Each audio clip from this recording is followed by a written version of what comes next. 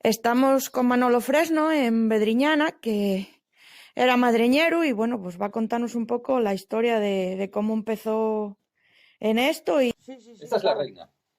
Madre de mi vida. Esta, si te fijas en muchas, la vas a ver en muchísimos restaurantes. Esa madreña puede que hubiera hecho más de 300 madreñas. Y la mayoría Están repartidas por todo el mundo. Sí.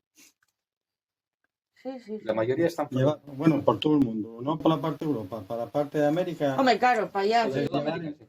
Cantidad de gente que estaban por allá llevaron madreñas de esas. Claro. Y ya sé de gente que estuvieran por Canarias y vieronles allá. Había años que hacía 20. Esa sí que se hace toda a mano.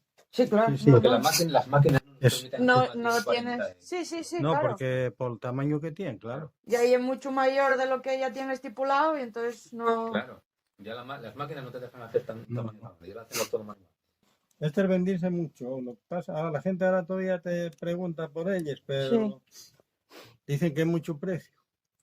No, Claro. mira, Dices, a no. lo mejor 100 euros y No. dicen que es mucho precio. Yo eso, y algo que... O sea, ahora ya no les hago, porque Pero claro, además ¿cómo cuesta les mucho vamos a- trabajo. ¿Cuánto cuesta? Cuesta mucho trabajo sacarlo. Pero hay que cortarlo, hay que tallarlo, hay que tornearlo. ¿Sabes lo que pasa? Que no se valora el trabajo que se No. hace.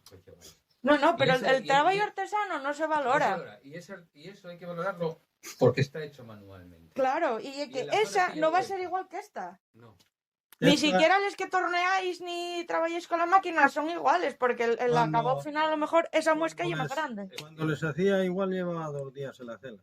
Jolín, y Sí, era porque- mucho trabajo eso. Porque sacarlo dentro Claro.